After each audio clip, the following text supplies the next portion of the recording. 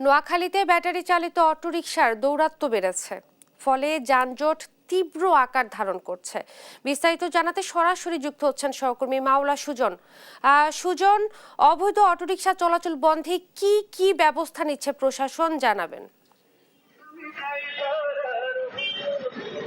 ইশরাত, বলছিলাম যে নোয়াখালীতে অটোরিকশার দৌরাত্ম্যর কথা। তো আসলে আপনাকে যদি বলতে হয় শুরুতে যে নোয়াখালী জেলা শহরে যে অটোরিকশার দৌরাত্ম্য রয়েছে, সে দৌরাত্ম্যর কারণে আসলে যে অন্যান্য যানবাহন সহ জনসাধারণ রাস্তায় চলাচল করতে অনেকটা হিমশিম খাচ্ছে।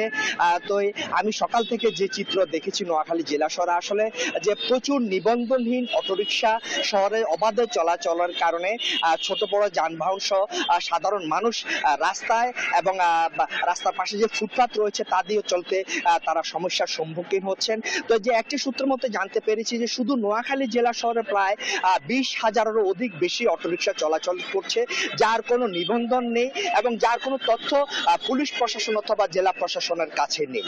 তবে আরেকটি তথ্য আপনাকে জানিয়ে রাখতে চাই যে বিগত সরকারের আমলে রাজনৈতিক দলের নেতাদের ছত্রছায়ায় প্রচুর অটোরিকশা রাস্তায় নেমেছে। তো এইসব অটোরিকশা এখনো রাস্তায় থাকার কারণে যে শহরে যানজটের সৃষ্টি হচ্ছে এবং জনসাধারণ বিশেষ করে পৌরবাসী চলাচলে বিঘ্ন সৃষ্টি করছে।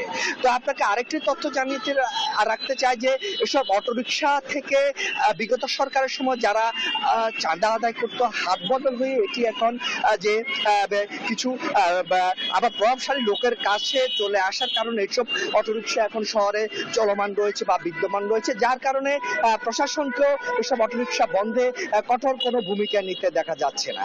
তো জেলা পুলিশ প্রশাসন এবং জেলা প্রশাসন অথবা বিআরটি থেকে এই অটোরিকশা নিবন্ধনহীন অটোরিকশা বন্ধ করার জন্য কোনো পদক্ষেপ কার্যকর কোনো পদক্ষেপ আমরা এখনো পর্যন্ত দেখিনি বা তারা কার্যকর কোনো উদ্যোগও তারা গ্রহণ করেনি। তো আপনাকে আরেকটি তথ্য জানিয়ে রাখতে চাই যে সব অটোরিকশার কারণে বিশেষ করে যে স্কুল ছুটি বা কলেজ ছুটি হওয়ার পর যে শহরে ভীষণ একটি যানজটের সৃষ্টি হয়, এই যানজটের কারণে মানুষ রাস্তা পারাপারে ভীষণ সম্মুখীন হচ্ছে। আপনি কি আরেকটি তথ্য জানিয়ে রাখতে চাই, আমাদের মূলত নোয়াখালী জেলার শহর হচ্ছে এক রাস্তার শহর। আসলে এই রাস্তা দিয়ে সকলকে চলাফেরা করতে হয়। এই রাস্তা দিয়ে যেমন ভারী যানবাহন চলে, বিশেষ করে দূরপাল্লার গাড়ির সাথে অন্যান্য যানবাহন এই এক রাস্তার শহর দিয়ে চলে, ফলে এই শহরে একটি উপচে পড়া ভিড় রয়েছে। তার উপরে এই অবৈধ অটোরিকশা চলাচলের কারণে এই যানজট দিন দিন প্রকট আকার ধারণ করছে। তো এই যানজট বিশেষ করে এই অটোরিকশার কারণে যে একদিকে তাদের ব্যাটারি চালিত অটোরিকশার কারণে অন্যদিকে বিদ্যুতেরও ভোগান্তি হচ্ছে শহরবাসী। কারণ হিসাবে জানা গিয়েছে যে এসব অটোরিকশা সন্ধ্যার পরে বা রাতে চালানোর বন্ধ হওয়ার পরে তারা এসব ব্যাটারি দিয়ে যখন চার্জে দেয় তখন শহরে লোডশেডিং এর প্রকট আকার ধারণ করে, ফলে যে জনসাধারণ যে বিদ্যুতের সম্মুখীন হচ্ছে সব ব্যাটারি চালিত অটোরিকশার কারণে।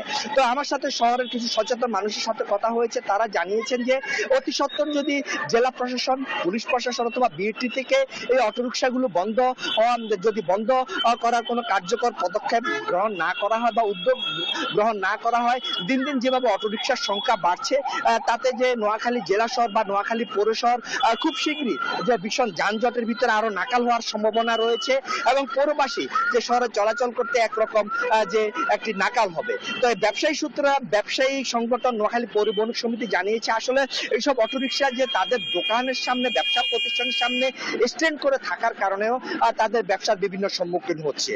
ইশরাত, আপনাকে যে সর্বশেষ আর কি জানিয়ে রাখতে চাই যে শহরের সচেতন মহল বলছে যে খুব শীঘ্রই এসব অটোরিকশা, অবৈধ অটোরিকশা, নিবন্ধনহীন অটোরিকশা বন্ধে প্রশাসন যথাযথ পদক্ষেপ নেবে। এ হচ্ছে অটোরিকশা নিয়ে আমার কাছে নোয়াখালীতে সর্বশেষ। ইশরাত, আপনাকে ধন্যবাদ। নোয়াখালীতে অটোরিকশার কারণে তীব্র যানজটের সৃষ্টি হয়েছে এবং এই ব্যাপারেই বলছিলেন সহকর্মী মাওলা সুজন।